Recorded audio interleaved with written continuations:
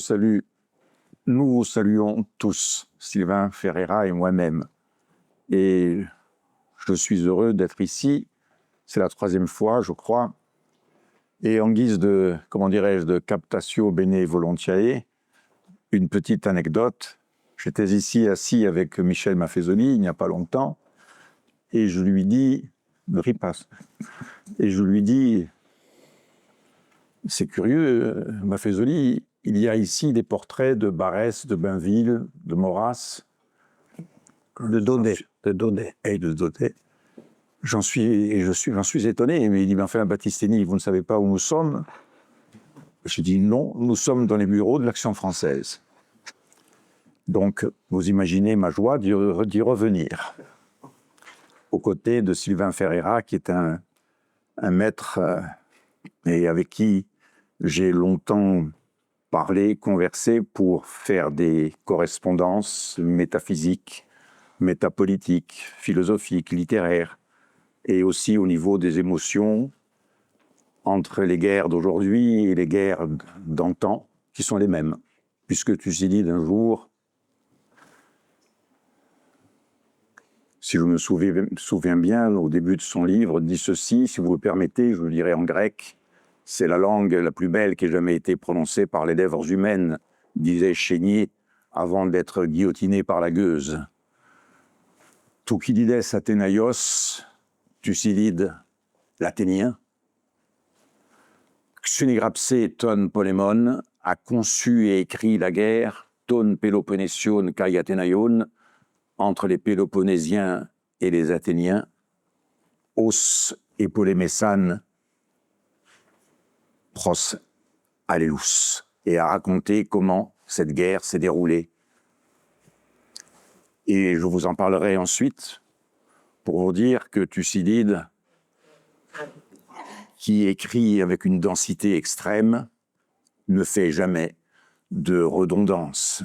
Et donc, s'il répète par 2 fois qu'il va raconter la guerre entre les Péloponnésiens et les Athéniens, et qu'il va raconter comment cette guerre s'est déroulée, c'est qu'il y a une intention qui est au cœur du livre que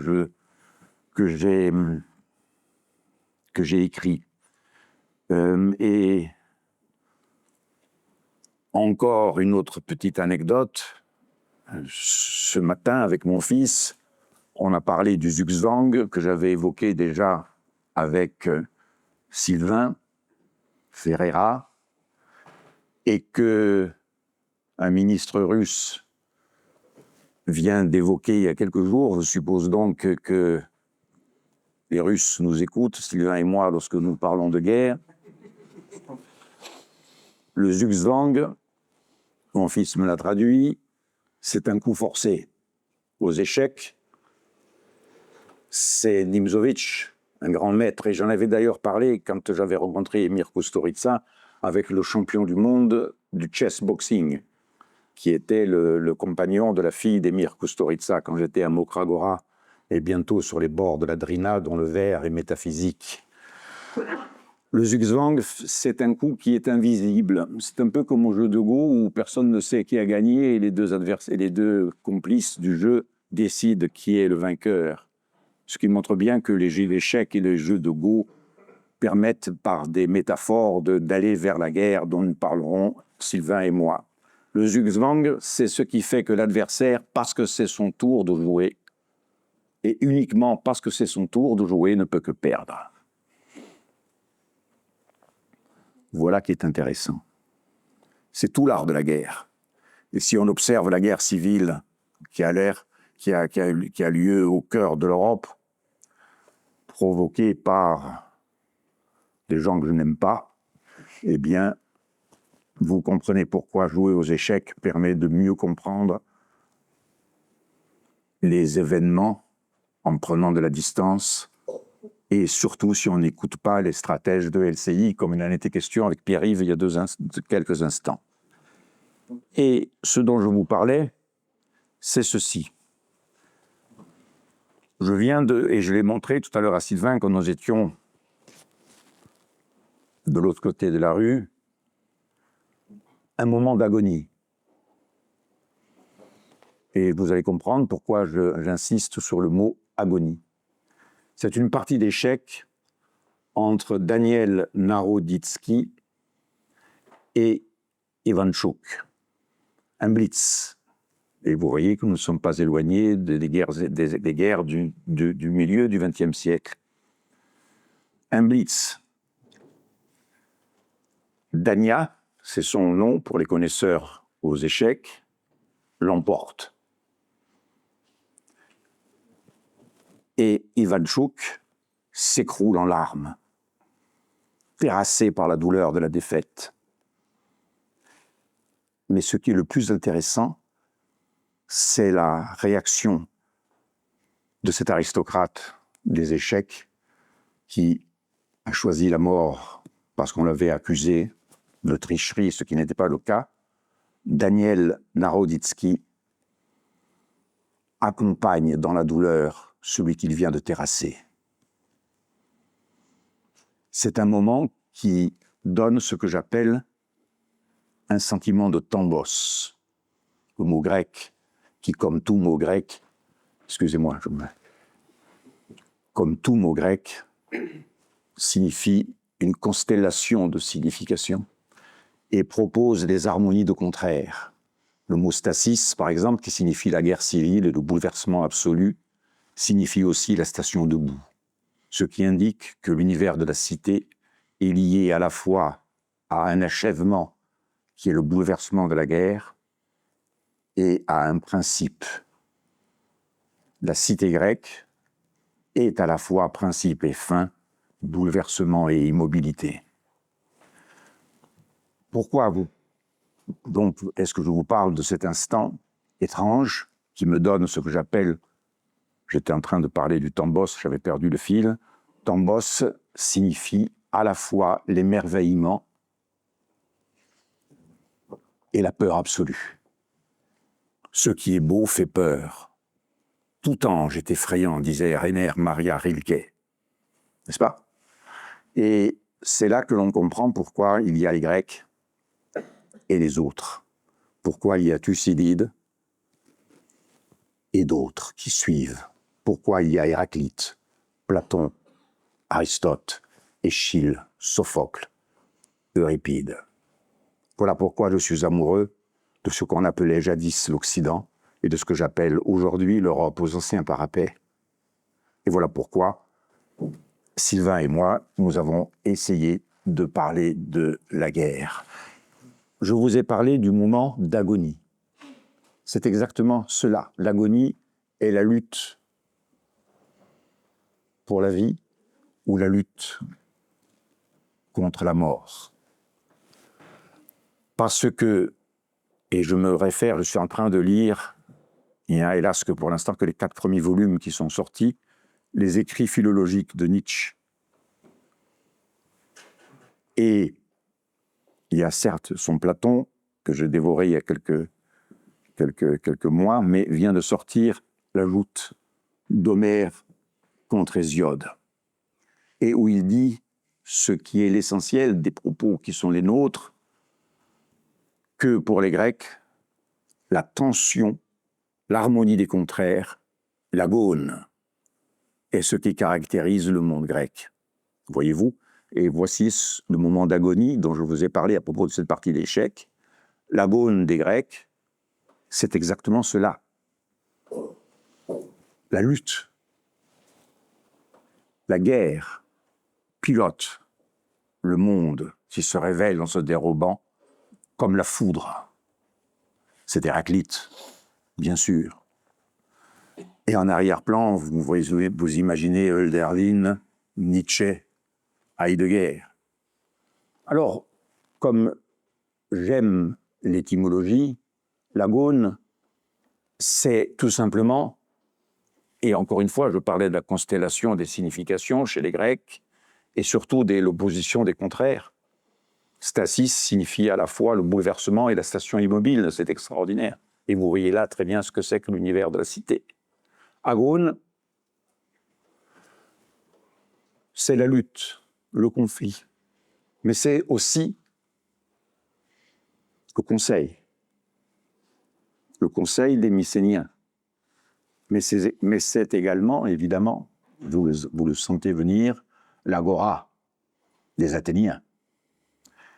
Et regardez comme un mot grec est beau.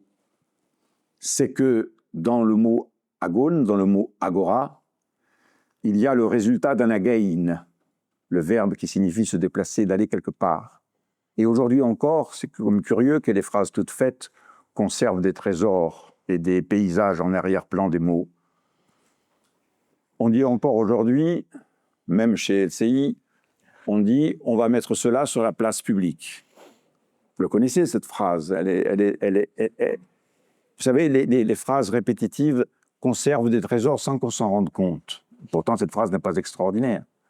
Mais si je vous dis que l'agora, qui est un lieu géométrique, ce qui est la géométrie, la science grecque par essence, nul n'entre ici s'il n'est géomètre, n'est-ce pas? À l'Académie de Platon, maître du politique. Nul n'entre ici s'il n'est géomètre. Pourquoi? Parce que c'est la géométrie qui me permet de comprendre que le chaos n'est pas, et qu'il y a peut-être cosmos, parce que le logos, la parole qui recueille du sens, permet de saisir les liens entre un centre imaginaire et une circonférence tout aussi imaginaire. La Terre ne tombe pas, disait Anaximandre, parce qu'elle est à égale distance d'une circonférence imaginaire. Et ce qui se passe dans un agone, chez les Mycéniens, c'est que la parole, le pouvoir, est placé au centre pour être redistribué d'une manière mathématique et géométrique à ceux qui sont dans la circonférence. Voyez-vous? Mais que font ces gens qui sont à la circonférence et qui voient la parole et le pouvoir placés es meson au centre? Et c'est le cas dans l'agora. Et c'est encore le cas aujourd'hui quand il est question de politique au sens noble du terme et non pas de la politique. C'est qu'ils vont débattre parce que la parole placée au centre est redonnée à chacun dans une démocratie qui n'a rien à voir avec celle qui est la nôtre, qui est devenue une oclocratie, une démagogie où on nous fait croire des choses qui ne sont pas. C'est parce que je vais débattre, citoyen athénien, ou guerrier dans l'Iliade, que la cité dont je me réclame, abstraction absolue, est. La cité grecque est une abstraction. La stu est une réalité. La guerre, le conflit, père de toute chose, est lié à cet esprit grec que vante, qu'apprécie Nietzsche. La tension est quelque chose d'ordre esthétique. Et c'est parce que, et j'en avais justement longuement parlé avec Michel Maffezoli, et je m'étais rendu compte que je n'avais pas tort de penser que la synthèse est une médiocrité et une faiblesse de l'intelligence. La dialectique, c'est tout simplement l'opposition des contraires qui se suffit à elle-même. Voyez-vous, il n'y a pas besoin de synthèse. Ça, c'est bon pour les nains qui nous gouvernent. Je ne plaisante pas. L'opposition des contraires se suffit à elle-même. Thèse, antithèse. La stasis, principe et fin. Voyez-vous? Donc, la guerre, finalement, devient la guerre grecque, ou, au passage, puisque on fera le lien entre la guerre des anciens avec la guerre contemporaine, et ce sera Sylvain qui aura la grâce d'évoquer tout cela, hein, cette guerre est l'illustration de cet équilibre, ou plutôt de ces déséquilibres constants qui permettent l'harmonie. Harmonia en grec, c'est l'opposition des contraires. Cette opposition se suffit à elle-même. Il n'y a pas besoin de synthèse. C'est comme, si vous voulez, j'en avais parlé, n'est-ce pas, Jean-Luc, à l'Institut Iliade, Athènes et Jérusalem ne peuvent pas se rencontrer. Vous vous en souvenez? Parce que d'un côté, vous avez la philosophie, et de l'autre, vous avez la religion. Au sens latin du terme, religion, se religare, signifie être lié par quelque chose. D'un côté, la liberté, le doute, l'esprit critique, de l'autre, la foi. Et pourtant, cette rencontre impossible a eu lieu. Et c'est ça la magie de l'Occident. Botticelli, Monteverdi n'est pas éloigné de la beauté de la pensée grecque. Ou plutôt, c'est une harmonie. Vous le voyez, c'est une opposition des contraires, et il n'y a pas besoin de synthèse. La synthèse, ce serait une obscénité. Voilà, donc je voulais vous évoquer, tout simplement, dans un premier temps, que par la dialectique d'un achèvement et d'une négation, la guerre grecque dit l'harmonie, justement, de la cité-État. C'est le signe paradoxal de sa survie et, comment dirais-je, de sa disparition future et nécessaire. C'est l'acte politique suprême. Et cette guerre oscille entre des pôles opposés, la violence première et le raffinement souverain. Et le but étant l'hégémonie et l'autonomie. Une cité grecque n'existe que parce qu'elle est autonome, au sens propre. C'est-à-dire qu'elle est capable de choisir son nomos. C'est l'objet de l'opposition chez Antigone et Créon, bien sûr. Sa constitution, sa politeia. Mais aussi faire le choix entre la guerre et la paix. Et pour un grec, je tiens à vous donner cette phrase, elle est violente. Être libre signifie que les autres ne le soient pas. Je répète, pour un Athénien, et c'est ça la démocratie athénienne. Et la démocratie athénienne est liée à un empire le plus implacable qui ait jamais existé, parce que lorsqu'Athènes frappait, il n'y avait pas de survivants. Pour un Athénien, la liberté, la leur, signifiait que les autres n'étaient pas libres. Ce qui explique l'harmonie que je vous ai dite.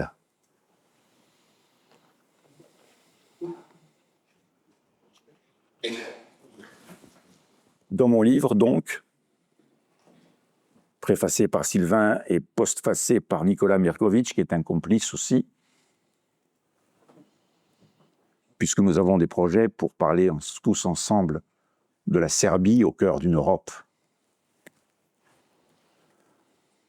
Parce que ce qui s'est passé en Serbie raconte ce qui nous était déjà arrivé, et nous raconte ce qui va nous arriver. Et là-bas, je leur avais dit que j'avais honte de ce que la France avait fait, que la France avait trahi la Serbie, et ils m'ont répondu « Non, la France s'est trahie elle-même ». Dans un premier temps, je parle d'Énée, d'Asclépios et d'Onasandre, les polyurcétiques, la tactique et le stratège.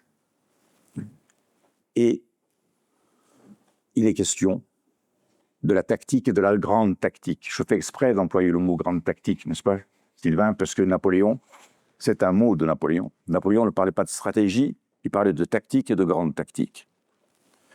Il est question de la guerre ritualisée, de la guerre de masse, des troupes légères et d'un univers politique en métamorphose, du siège, de la défense des fortifications, de l'entraînement, de la préparation au combat, des stratagèmes, des machinations, des ruses, la ruse de la fourberie, la ruse de l'intelligence, la métisse ou la pâtée, etc. Et évidemment, donc, il y a là toutes les guerres du futur, mais c'est Sylvain qui en parlera. La tactique, j'ai demandé son avis tout à l'heure à Sylvain, dans le bar où nous étions, abandonnés de tous. Et à jeun. Et à jeun. Et à jeun, attention. Hein. Mais j'ai dû manger un croque-monsieur alors que je venais de déjeuner juste avant, pour faire plaisir à Sylvain. La tactique est l'art de gagner des batailles, et la stratégie, celui de gagner la guerre selon un plan. Ce n'est pas la planification qui caractérise la stratégie, mais la finalité politique poursuivie. C'est la spécificité du moyen, à savoir la force, et la nature politique du conflit qui définissent la guerre. Pour Clausewitz et quelques autres, la guerre est un instrument permettant d'imposer une volonté. Clausewitz, vous connaissez tous cette phrase évidemment, la guerre est la continuation du politique, dit-il, par d'autres moyens. Moi j'enlève les deux, d'autres moyens. La guerre est la continuation du politique.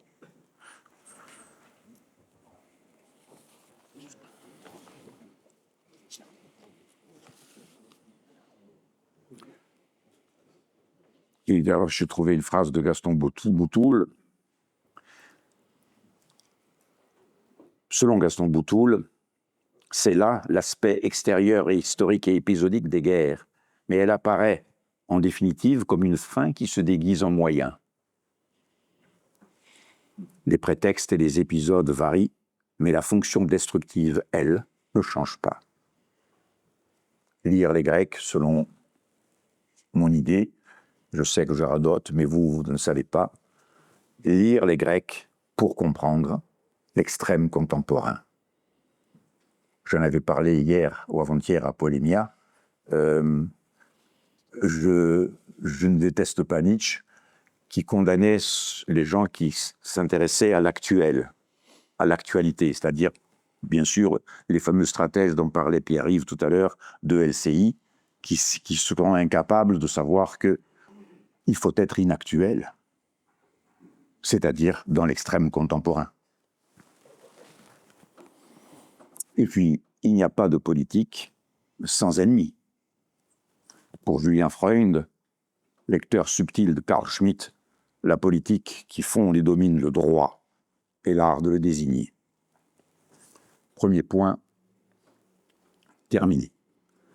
Second point, ce qui vous rassure, ça veut dire qu'il n'y aura pas de troisième point, sinon j'aurais dit deuxième point.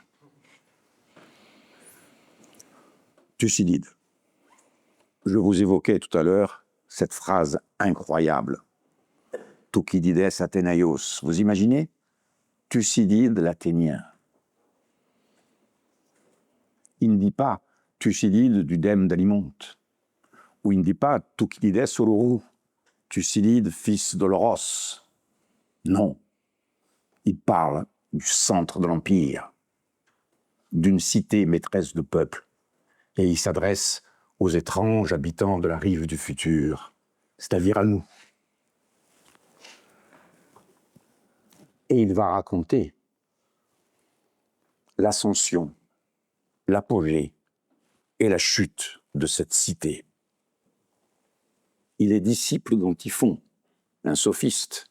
Il est contemporain d'Anaxagore, d'Euripide, d'Archélaos. Et il pense plus qu'il ne parle.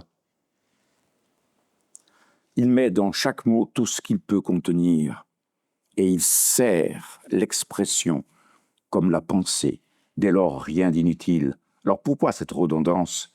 Pourquoi dit-il « Je vous raconterai la guerre » et je vous raconterai la guerre, comment elle s'est déroulée. Et je me souviens, si vous me permettez une confidence, quand j'écrivais, parce qu'avant ce Thucydide-là, j'en ai fait 2 autres, et j'avais demandé à mon père, qui m'a donné l'amour de la Grèce et du beau, j'avais demandé à mon père, qui avait traduit Héraclite à la demande de René Char et d'André Breton, j'avais demandé à mon père de bien vouloir me traduire les Thucydides. Et il m'avait dit, non, Olivier, je ne peux pas traduire Thucydide, c'est impossible. Parce que ce qu'il y a de plus difficile à traduire dans Thucydide, ce sont ses silences. Je n'ai pas compris tout de suite. Et maintenant, et je fais, si vous le permettez, un petit hommage à mon père, je le comprends. Dans cette phrase, rien d'inutile, mais aucun de ces mots vagues, dont le sens peut s'étendre ou se resserrer à volonté, on risque toujours de dire trop peu en le traduisant. Et donc, vous savez, cette phrase a été jugée par des commentateurs qui ont dit que Thucydide, lui qui a une écriture dont la densité ressemble à l'obsidienne, dont l'écriture est profondément archaïque. J'ai cru comprendre que cette redondance était voulue. Elle est enrichissement, une progression dans la pensée de l'historien le plus politique qui ait jamais écrit. C'est Hobbes qui parle comme cela. Et le passage du substantif au verbe, de l'idée à l'action, révèle une haute langue. Et le dessein de l'historien, une abstraction depuis le récit détaillé des opérations, organisées selon le rythme des étés et des hivers. C'est une histoire politique, une œuvre qu'il sait acquisition pour toujours.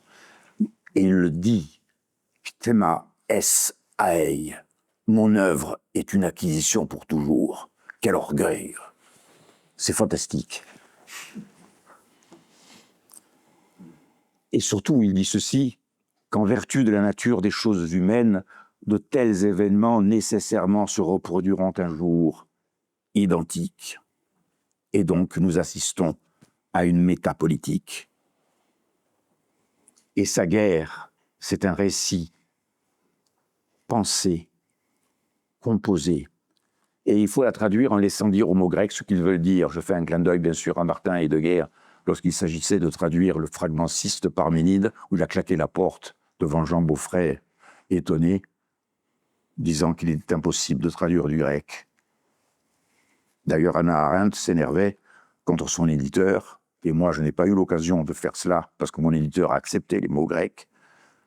Hannah Arendt avait mis des mots grecs dans tous ses livres, et son éditeur m'a dit, mais les gens ne vont pas comprendre, puisque c'est du grec. Et Hannah Arendt a répondu qu'il fasse du grec.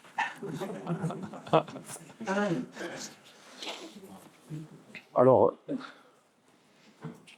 je ne veux pas être trop long, mais cette première phrase des métaphysiques est incroyable. Rien que cela peut nous mettre en joie. Mais il y a d'autres moments. Il y a l'oraison funèbre des Athéniens morts au combat en 430. N'oubliez pas que Périclès est le grand ami de Sophocle. Et que Sophocle commandait une flotte de guerre. Et que Sophocle, et que nous sommes ici, hein, que hier j'ai parlé avec le fils de Pierre Boutan et son petit-fils. Je ne sais plus ce que je voulais dire. Sophocle, Ah oui. chef de flotte. Georges Steiner, merci. Georges Steiner avait échangé avec Pierre Boutan à propos de Sophocle, d'Antigone et de Créon. Et je suis persuadé que Sophocle est pour Créon, évidemment, puisqu'Antigone est belle, bien sûr, et qu'elle se réclame des lois de l'amour, mais que pour Créon, l'essentiel, c'est de conserver l'unité de la cité. Et que c'est cruel pour lui que d'emmurer vivante sa nièce. La tragédie est du côté de Créon. Et Sophocle est du côté de Créon, bien sûr, même s'il est fasciné comme nous par Antigone, dont le choix est terrible, et que l'on comprend également, que l'on comprend également. Donc, Périclès, dans l'oraison funèbre, parle de la belle mort et de la grandeur des Athéniens. Chez eux, la parole ne nuit pas à l'action. Ces Athéniens sont amants de la beauté, à l'intérieur des limites du jugement politique et philosophe, sans le vice barbare de la mollesse. La cité tout entière est une école de la Grèce. Et voici cette phrase qui a été commentée par Nietzsche. Et n'oubliez pas, et après je terminerai là-dessus, que Nietzsche a eu peur une seule fois dans sa vie, et il le dit, c'est quand il a lu le dialogue des Athéniens et des Méliens, car c'est la page du politique absolu. Écoutez ce que dit, et cette phrase a été très mal traduite, d'ailleurs, heureusement qu'il y a eu Geil et Nietzsche. La terre et la mer. Écoutez, j'imagine Périclès en train de parler aux Athéniens, fiers de la puissance de leur cité. La terre et la mer, forcées de s'ouvrir à notre audace, sont devenus le double théâtre où nous avons pour jamais signalé de la manière la plus éclatante et nos bienfaits et nos vengeances. Et voici ce que dit Nietzsche dans la généalogie de la morale. Je me permets de vous le lire. Au fond de toutes ces races aristocratiques, il y a le fauve, la superbe brute blonde, avide de proie et de victoire. Parfois, ce fond caché a besoin de se libérer, et il faut que le fauve sorte, qu'il retourne à son pays sauvage. Et dans ce besoin, tous se valent, aristocrates romains, germaniques ou japonais, héros homériques ou vikings scandinaves. À l'apogée de leur culture, elles en sont encore conscientes et en sont même fières. Par exemple, quand Périclès dit aux Athéniens dans sa célèbre oraison funèbre « Notre audace s'est ouvert des chemins vers toutes les terres et toutes les mers, s'érigeant partout des monuments impérissables en bien et en mal. Cette audace des races nobles, audace folle, absurde et soudaine dans ses manifestations, second d'imprévisibles, voire d'invraisemblables leurs entreprises. » Périclès souligne tout particulièrement la ratumia des Athéniens, l'indifférence et le mépris où ils tenaient la sécurité, le corps, la vie, le bien-être, leur effroyable sérénité et la profondeur de leur plaisir dans la destruction, dans toutes les voluptés de la victoire et de la cruauté. Tout cela se réduisait pour ceux qui en étaient les victimes à l'image du barbare, du méchant ennemi, par exemple du Goth et du Vandale. Et donc, vous le voyez, Hannah Arendt, qui était la maîtresse de Heidegger, dit ceci dans La condition de l'homme moderne: l'action ne peut se juger que d'après le critère de la grandeur. Voici les Athéniens dont le symbole était la chouette qui perçait les ténèbres de l'ignorance. Et elle continue, Hannah Arendt, comme quoi cette phrase que je vous ai évoquée, que je vous ai dite, est fascinante.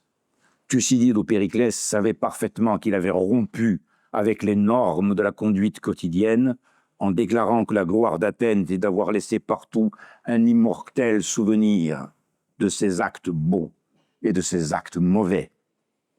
La guerre, école de violence, vous voyez le clin d'œil, une maîtresse aux façons violentes est conséquence d'un appétit, d'une pléonexia condamnée par Platon, bien sûr, dans le Gorgias, comme symbole de la politeia de la démocratie athénienne, Platon étant l'adversaire absolu de la démocratie. Et parfois, je le comprends. Et je terminerai, d'habitude je parle de la démocratie, devenue démagogie, évidemment. En 416, c'est-à-dire la 16e année de la guerre du Péloponnèse, une flotte de 30 navires de guerre sous le commandement de Cléonides et de Tisias, magnifique, auxquels se joignent 6 bâtiments de Chios et 2 de Lesbos, est envoyée contre les Méliens. Mélos est la dernière île de Méditerranée que ne possèdent pas les Athéniens. Une insulte à leur intelligence. Et les députés athéniens s'adressent aux premiers citoyens de l'île. Ils leur demandent d'examiner les circonstances actuelles et de ne pas considérer les incertitudes de l'avenir. Les Athéniens savent leur force et connaissent en conséquence le présent et peuvent décider du futur. Si les Méliens réalisent et acceptent ce praxis, ils parleront. Si ce n'est pas le cas, tout discours est inutile, puisqu'il n'est pas question d'un dialogue entre égaux. Et ça me fait penser à la rencontre entre Trump et Vladimir Poutine, et les autres nains sont retournés dans leur bac à sable. Si ce n'est pas le cas, tout discours est inutile, puisqu'il n'est pas question d'un dialogue entre égaux. Il est insensé de parler de justice quand il n'y a pas équilibre de puissance. La justice n'existe qu'entre les puissants. C'est fantastique.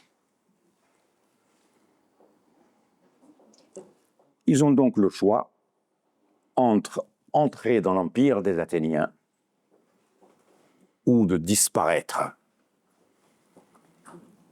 Leur croyance en la justice leur confiance dans la divinité et leur espérance en un secours des Lacédémoniens sont une naïveté et un tort. Leur intérêt est de se soumettre ou de disparaître, pour ne pas disparaître. Dans l'exercice de leur kratos, les Athéniens se comportent selon les nécessités de nature, les ta phuséos anankaia, qui poussent à dominer les autres chaque fois qu'on est le plus fort. Ce principe sous-tend toute l'œuvre de Thucydide. Il est conduit lors de l'affaire de Mélos à un point idéal, à la manière d'une thèse métapolitique et profondément pessimiste. Je termine bientôt.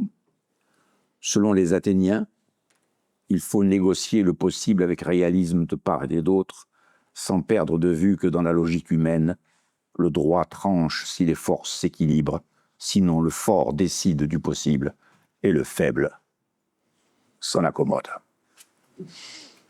La violence prend alors une forme intelligible, et l'impérialisme est la question du terrible dialogue, et les Athéniens anonymes de ce débat improbable se placent avec lucidité dans le devenir. La nécessité de nature l'emportera toujours sur l'idée de justice. Observez ce qui se passe aujourd'hui.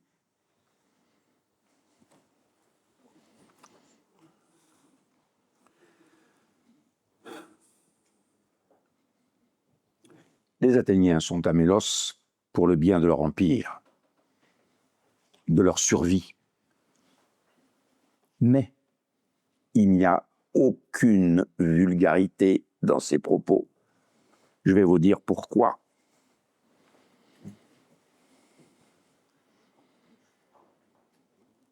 L'audace des Athéniens vantée par Périclès et dont parlaient les Corinthiens à la fameuse assemblée de Sparte, avant le début du conflit, cette incapacité à rester en repos et à laisser les autres tranquilles font apparaître la notion d'un pouvoir défini à la fois comme pouvoir de tuer et pouvoir d'être tué. Pourquoi croyez-vous que les aristocrates français, avant que Richelieu n'interdise le duel, portaient l'épée? C'était le signe qu'ils pouvaient donner la mort, mais qu'ils pouvaient la recevoir. C'est cela, un aristocrate. La souveraineté n'est que différence, avec un A et pas un E, dans le sens où Jacques Derrida l'a défini. N'est que différence souveraine, état, comme le dit Dumézil, d'une victime en sursis permanent d'exécution. Sa souveraineté est coextensive à son être pour la mort. Pourquoi croyez-vous, et je terminerai peut-être là-dessus,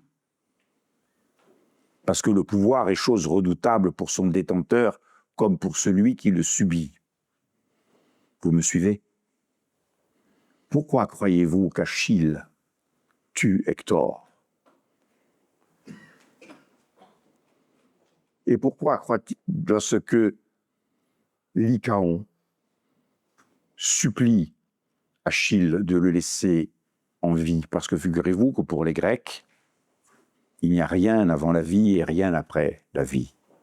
Et que la vie est un éclair de lumière entre deux abîmes, entre deux néants. Lycaon pleure à l'idée de ne plus connaître la beauté de la vie et cette lumière. Et il demande à Achille, non pas de lui donner la vie, de le laisser en vie, mais de l'enterrer par la suite. Achille lui dit, avant de lui plonger son glaive juste ici, jusqu'au fond, la garde de son arme, et il lui dit « Je jetterai ton corps dans le fleuve pour que les poissons le dévorent. » Mais il sait, lui, que parce qu'il a fait ça et que parce qu'il va tuer Hector, dont il trouve la beauté étonnante, il le tue parce que ce sont justement ce dont je vous ai parlé, les ta phuséos anankaia, les nécessités de nature, il le tue en sachant que lui-même aussi, parce qu'il a tué Hector, mourra.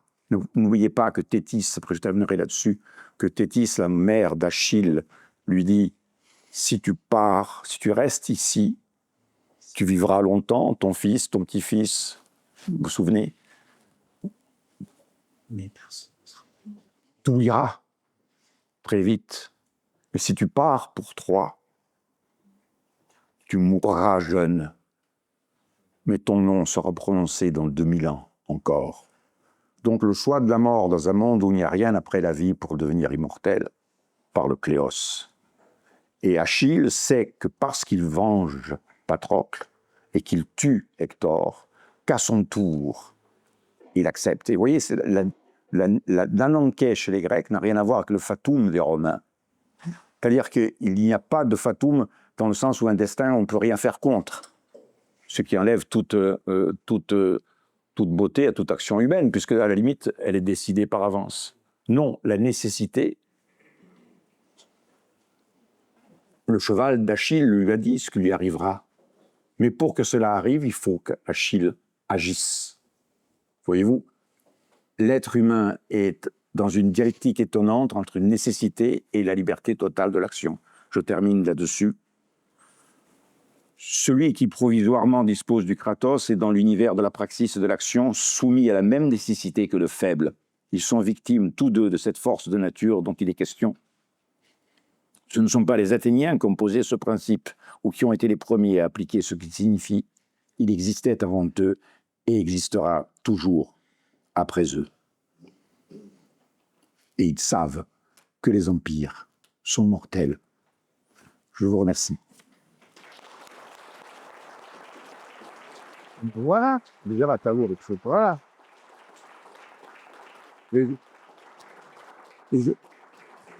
Et grâce à Sylvain, j'ai pu comprendre beaucoup d'autres choses dans Thucydide, et c'est lui qui va vous les expliquer sur les guerres du futur. Et Les guerres de maintenant. Et les guerres de maintenant, bien sûr. Les guerres de maintenant, ça. Guerres du futur, on va attendre un petit peu.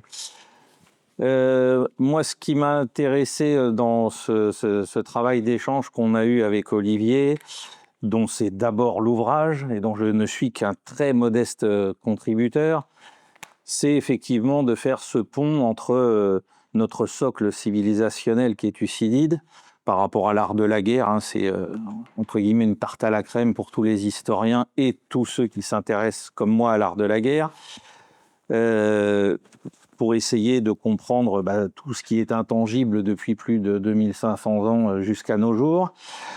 Il y a une première ironie quand on regarde le cours de notre histoire, c'est que jusqu'à la Renaissance à peu près, on va dire que c'est des principes qui sont universellement reconnus dans le monde occidental comme étant acquis et indiscutables.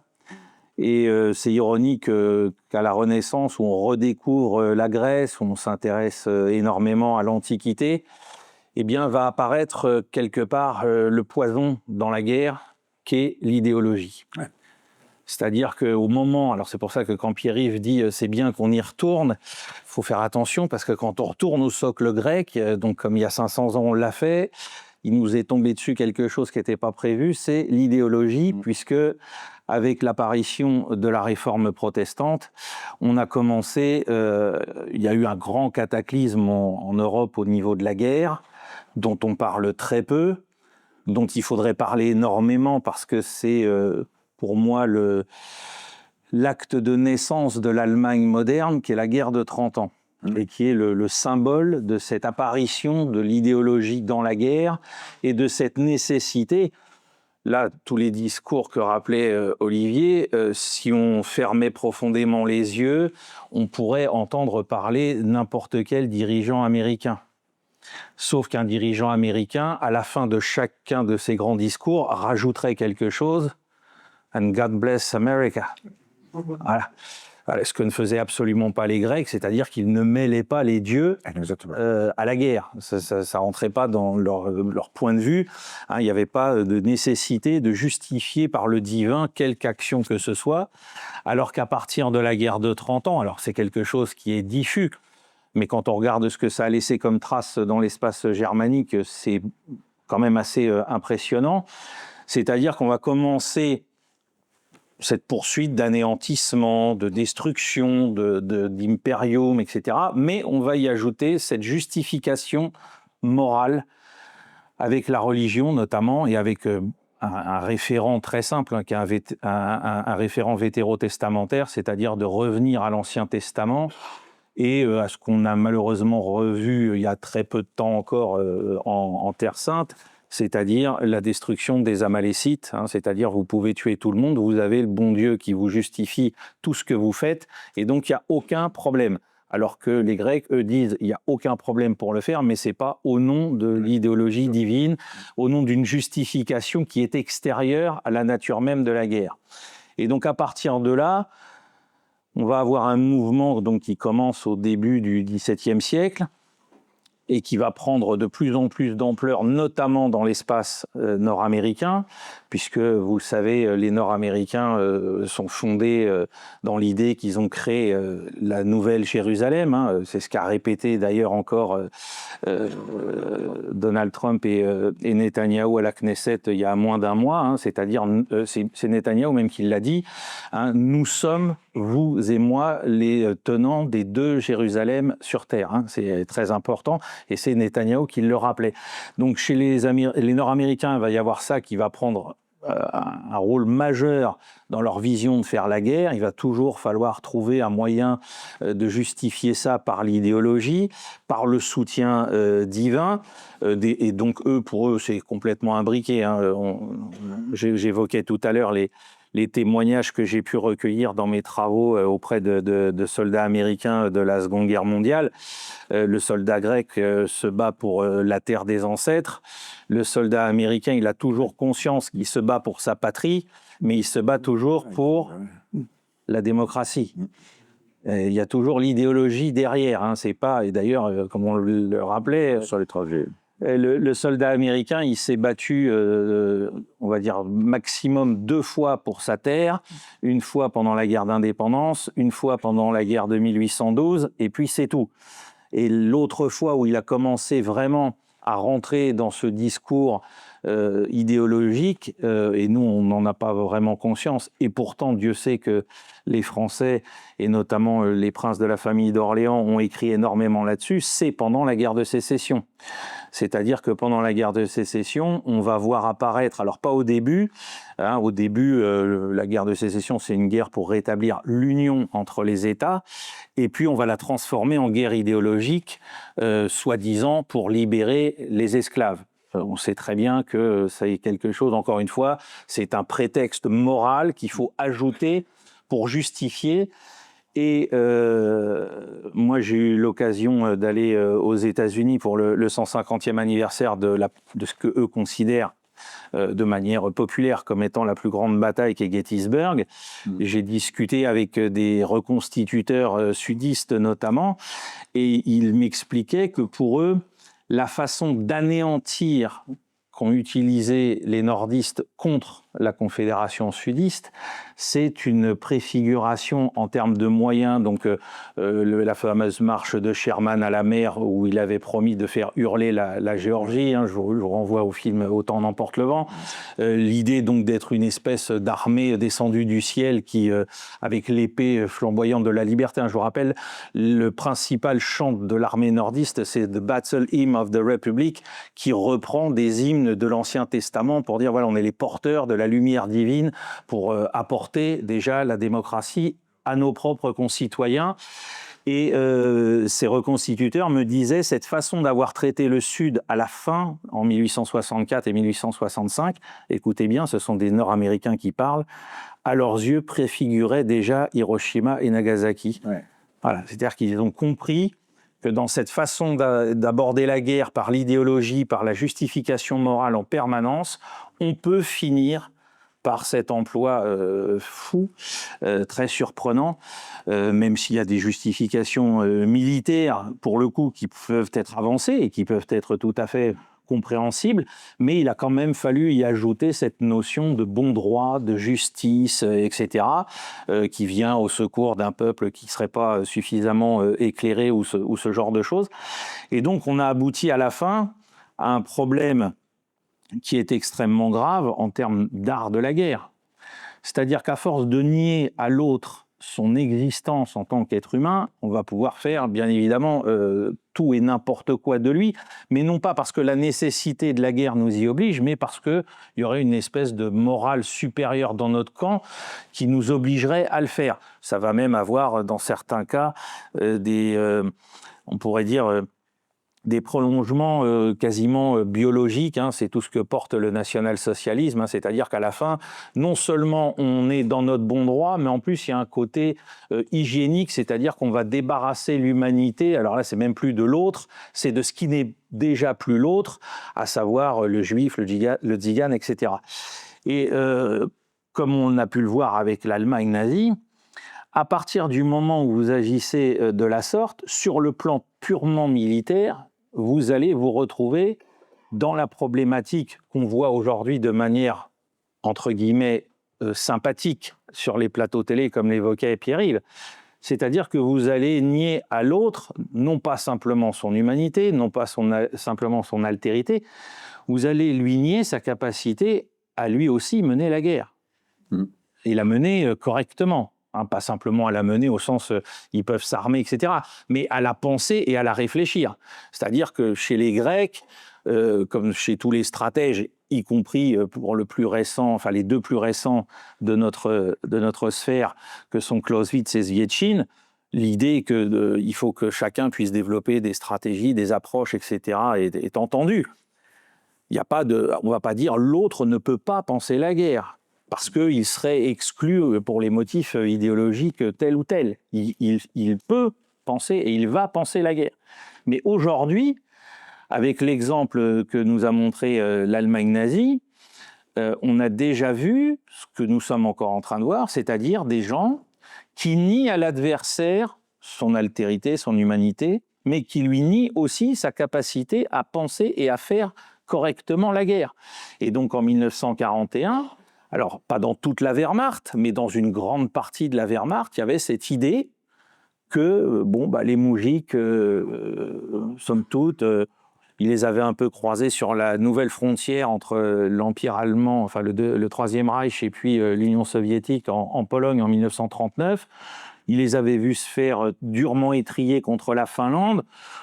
Ils voyaient que les soldats soviétiques n'étaient pas forcément toujours dans la plus belle des tenues, avec la discipline vestimentaire qui sied à tout soldat allemand, etc., etc. Et donc, on peut lire chez beaucoup d'officiers généraux, hein, je ne parle pas simplement des officiers subalternes sur le terrain, mais on voit chez certains officiers généraux de la Wehrmacht cette idée que finalement, déjà, le moujik en soi, c'est plus un être humain, mais en plus de ça, le moujik, il n'a plus la capacité de penser et de faire la guerre, et de créer des stratégies, de développer une pensée, et donc, du coup, d'offrir une résistance intéressante qui mériterait un effort intellectuel du côté de la Wehrmacht. C'est-à-dire, on va rentrer en Union soviétique, on va dérouler notre savoir-faire, et ça se suffira à soi-même. Il n'y a jamais un seul penseur depuis la Grèce antique jusqu'à cette époque-là qui a pensé la guerre de cette manière. On a eu quelques épisodes drôles pendant les phases de colonisation au XIXe siècle, hein, le général Custer à l'égard des Amérindiens, les Britanniques à l'égard des Afghans, à l'égard des Soudanais, à l'égard des Zoulous, mais c'était entre peuples européens contre des peuples différents. On pouvait encore le comprendre. Là, face à un autre grand peuple européen comme le peuple russe, on est très étonné de l'approche allemande.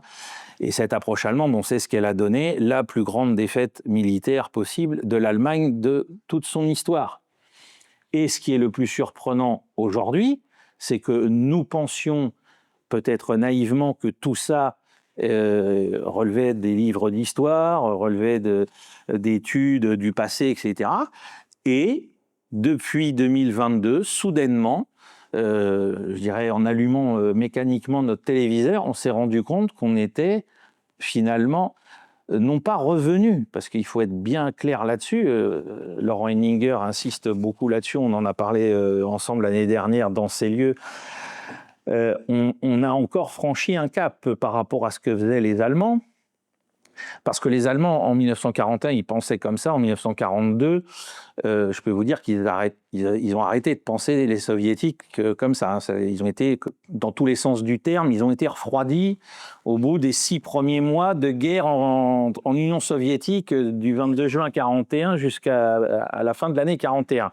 Et donc, à partir de 1942, moi, j'ai écrit un ouvrage sur le 3e Panzerkorps qui est né en juin 1942. Jusqu'en 1945, il n'y a plus dans les archives, et j'en ai consulté des milliers de pages, il n'y a plus rien de la part des officiers allemands de tout rang, de propos qui soient infamants à l'égard de l'adversaire soviétique. C'est terminé. Même alors qu'on est avant Stalingrad, ils commencent à les respecter vraiment de manière... Il y a plus de propos contre les Roumains, qui sont les alliés des Allemands dans le secteur de cette unité, que contre les Soviétiques. Mais donc là, le 24 février 2022, il s'est produit quelque chose d'inimaginable, c'est-à-dire qu'on a, en allumant la télé, découvert qu'on pouvait revenir à ce que pensaient les officiers généraux de la Wehrmacht le 22 juin 1941, mais avec encore par-dessus une couche supplémentaire que même les Allemands n'avaient jamais eue, c'est-à-dire de dégradation de ce qu'est la Russie et le monde russe en tant que monde culturel. Alors ça, c'est quelque chose qui est absolument nouveau, et qui est un pas encore supplémentaire qui nous éloigne de nos origines grecques. C'est-à-dire que là, on est à un point où la culture russe elle-même ne mérite même plus qu'on la considère comme faisant partie de notre humanité commune. Et ça, même les Allemands aussi, et même les nazis, ne considéraient pas les choses dans ces proportions-là, parce que là, on a accouché, je vous le rappelle, à des folies. L'interdiction des défilés des chats venant de Russie dans les concours. Oui. Voilà. Ah oui. Bien sûr, l'interdiction qui a duré pendant à peu près 1 an de produire des pièces, des symphonies, des opéras, etc., russes dans les grands théâtres européens et compagnie. Enfin, je veux dire, la Wehrmacht et l'appareil d'État nazi n'est jamais allé jusque-là dans sa détestation de l'espace soviétique. Et depuis la fin de la Seconde Guerre mondiale, tout au long de la guerre froide, malgré un affrontement très idéologique entre le camp occidental et le camp soviétique, on n'avait jamais eu non plus d'attaque contre la culture russe. Ou les cultures de l'espace soviétique d'alors. Là, aujourd'hui, on est arrivé au niveau, moi je dirais 0, c'est-à-dire qu'on ne pourra pas tomber plus bas. Donc on nie à l'autre son altérité humaine, on nie à l'autre sa capacité à penser du coup la guerre, et en plus on nie sa culture et sa participation à l'humanité commune. Je ne suis pas scientifique, mais si je devais énumérer tout ce qu'on doit à la science, enfin tout ce que la science doit à la recherche soviétique ou russe, en général, c'est des pans entiers de l'humanité qui sont aujourd'hui remis en cause par des gens qui, du coup, ont perdu complètement le fil. Alors, à midi, c'était la fin du chemin de Damas. Ceux qui ont regardé LCI à midi, je ne sais pas si vous vous êtes rendu compte. C'était, je ne sais pas, ils savaient que peut-être on faisait une conférence ce soir. C'était la fin du chemin de Damas. Donc, selon LCI, l'armée russe, attention, messieurs, dames, l'armée russe est enfin supérieure à l'armée ukrainienne. Et elle n'est pas simplement supérieure parce qu'elle a plus d'hommes. Et oui, messieurs, dames, elle a aussi été capable de s'adapter à cette nouvelle guerre, voilà, de développer de nouvelles stratégies, de développer de nouveaux systèmes d'armes. Tout ça, c'est du LCI dans le texte. C'est pas Sylvain Ferreira qui vous le dit. Je me fais pour une fois la voix d'LCI. Prenez des notes, filmez, c'est la dernière fois. On avait la journaliste sur place qui nous disait, alors que sur le plateau, ils étaient encore en train de partir dans tout un tas de délires idéologiques pour certains invités, et nous disait non, mais là sur le terrain, à Zaporizhia, ça craque, à Pokrovsk, mais arrêtez de dire n'importe quoi, la ville est tombée. Bon, on assiste peut-être enfin à un moment de bascule, mais en tout cas, on est arrivé à quelque chose qui est encore en cours. Je ne sais pas quand est-ce que ça s'arrêtera, mais où on a vu l'idéologie prendre un pas, mais considérable. Et moi, avant le 24 février 2022, je n'imaginais pas qu'on irait parce que j'ai suffisamment étudié la guerre à l'Est pour en avoir quelque part une sainte horreur, hein, comme dit Laurent Henninger. Quand on étudie la guerre, c'est pas parce qu'on l'aime, c'est comme un oncologue, il n'aime pas le cancer, mais il faut qu'il l'étudie. Et je ne pensais pas qu'après la guerre germano-soviétique, on franchirait encore un cap. Bon, ben voilà, j'ai pas été déçu ou j'ai été très déçu, je ne sais pas comment le prendre, mais on a été capable de franchir ce cap. Et surtout, ça a incapacité. Il suffit d'écouter le général Schill ou écouter le général Mandon, ça ne les a pas réveillés au niveau intellectuel. C'est-à-dire que les officiers allemands, en 1942, je vous l'ai dit, donc ont arrêté d'écrire des choses à caractère injurieux sur l'état de l'armée rouge et ont commencé vraiment à prendre au sérieux leurs adversaires, dans tous les sens du terme, que ce soit le fantassin ou le maréchal de l'Union soviétique. Aujourd'hui, on a des chefs en France, je ne parle pas des États-Unis, parce que les États-Unis, c'est un autre univers, mais on a en France des officiers en charge de notre armée au plus haut niveau qui n'ont toujours rien compris à ce qui s'est passé et ce qui est en cours de déroulement. C'est-à-dire que la grande erreur de toute la doctrine militaire allemande depuis avant la guerre de 1870 jusqu'à 1945, c'est le concept de la Auftragtaktik, parce que c'est un concept qui n'a qu'une valeur pour les unités jusqu'au niveau de la brigade, hein, mais certainement pas pour les niveaux supérieurs, division, corps d'armée, armée. Sauf que les Allemands l'ont employé au cours des trois guerres, 1870, 14 et 45, aussi au niveau de l'armée, avec les résultats qu'on sait, c'est-à-dire en 1870, une très mauvaise surprise le 4 septembre. Ah, la France veut encore gagner la guerre et veut encore jouer? Bah oui, parce que on est en 1870 et il suffit pas de défaire même gravement une armée à Sedan pour qu'un État s'affaisse. Hein. Il y a d'autres ressorts et ça, les Prussiens ne l'avaient pas apprécié dans cette doctrine-là. En 1914, ça leur a coûté la victoire. En 1945 aussi. Que nous dit le général Schill, le chef d'état-major de l'armée de terre?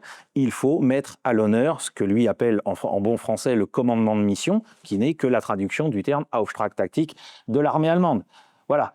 Le mot art, enfin le terme d'art opératif soviétique, qui est la grande nouveauté entre la tactique et la stratégie, qui a vu son apparition donc à partir des années 1920 en Union soviétique, il n'est toujours pas dans le vocabulaire militaire de nos états-majors. Et il n'y a que qu'aux États-Unis, dans l'armée américaine, où ça a un peu d'importance. C'est pas encore suffisant parce que les États-Unis connaissent un grand bouleversement dans la restructuration de leurs forces armées qui fait que ça peut même encore, très actuellement, leur poser des problèmes s'ils veulent jouer de mauvais tours au régime de Maduro. Mais ça, c'est autre chose. Mais en tout cas, en Occident, il n'y a personne qui s'intéresse. Justement, le moujik, il a gagné la guerre en 1945, comment? Parce qu'il était le plus nombreux. Certainement pas parce qu'il avait pensé, certainement pas parce qu'il avait réfléchi.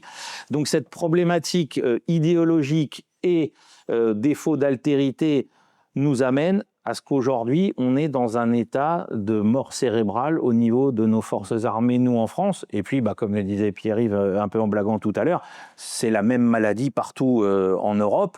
Hein, vous avez des officiers d'actifs de la Bundeswehr qui sont venus nous faire des séances vidéo. Là, on avait fait un débrief avec Idriss Aberkan avant l'été, qui viennent nous dire, oui, il va falloir que l'Allemagne se dresse pour la liberté de l'Europe. Je n'osais pas imaginer ta tête dans ces instants-là. Voilà. Donc, On première vie, donc première. Voilà. Je peux les voir pas très bien. Voilà. En plus, le général en question avait une tête assez effrayante. Donc, voilà ce qu'on peut tirer comme leçon. Alors, il faut donc bien évidemment se repencher sur notre héritage le plus lointain, notre socle, mais il faut être capable, comme l'a fait Clausewitz, comme l'a fait Svietchine, d'avoir une réflexion qui sorte des questions idéologiques pour rentrer de nouveau dans la pragmatique que pose la guerre, avec, oui, il y aura des morts, il y aura des innocents qui seront tués, vous pourrez peut-être un jour imaginer une nouvelle réflexion comme celle que l'Église je ne vais pas dire catholique puisqu'il y avait qu'elle, mais celle que l'Église a posée à partir du XIe, XIIe siècle pour essayer de domestiquer la guerre et d'y fixer des limites. Mais si vous commencez à venir à chaque fois avec l'idée du bien, du mal, etc., je rappelle que dans la rhétorique entre Ukrainiens et Russes dans cette guerre civile, on est dans une idéologie qui est marquée par la symbolique de Tolkien. Les orques. Voilà, les orques. C'est-à-dire que les Russes sont les méchants orques, comme dans Tolkien.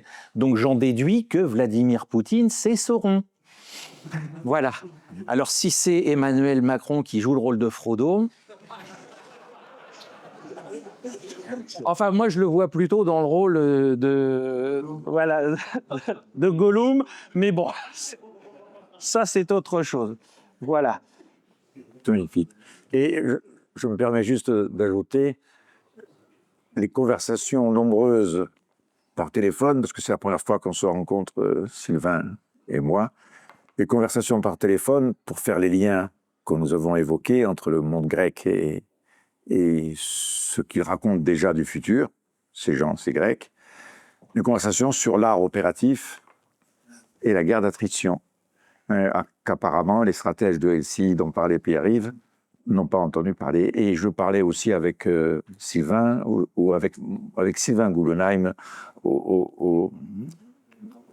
aussi de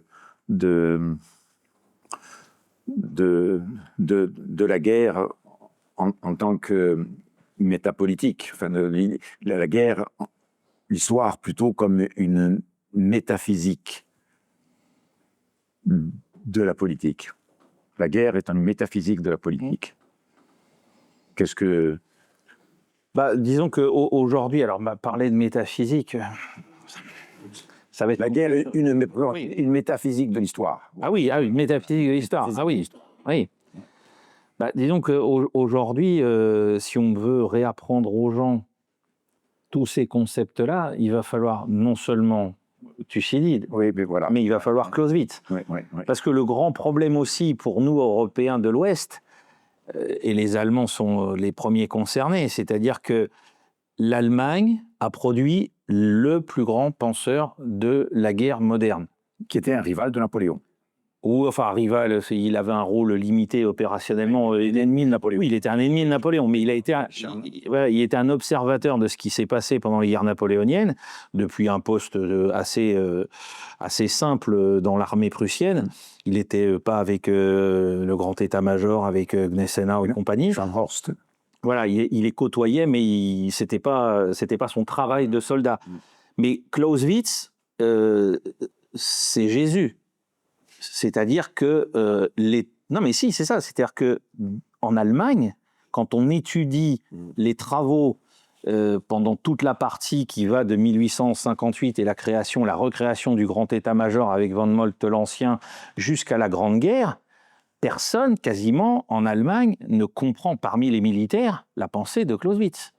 Et personne n'est capable de la mettre en application. C'est ça qui est la catastrophe absolue.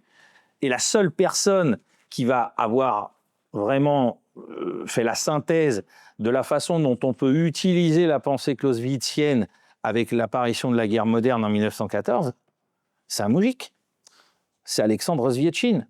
C'est le seul qui comprend comment on passe du monde napoléonien, en passant par la guerre industrielle, au monde que la guerre de 14 a fait accoucher. Et les Allemands, eux, sont toujours passés à côté de Clausewitz. C'est ça qui est terrible, c'est-à-dire que, c'est pour ça que je dis que c'est Jésus, quoi. Il n'est pas prophète du tout, alors c'est pas dans son pays, mais c'est dans son armée, et c'est ça qui est véritablement catastrophique, parce que ça aurait peut-être permis à certains autres en Europe, nous Français, de réfléchir à tous les concepts dont ils ont accouché. Vous avez peut-être des questions? Chers camarades, si tu veux plus de contenu, de réinformation, d'éducation populaire et de formation intellectuelle, n'hésite pas à faire un don sur notre page Tipeee.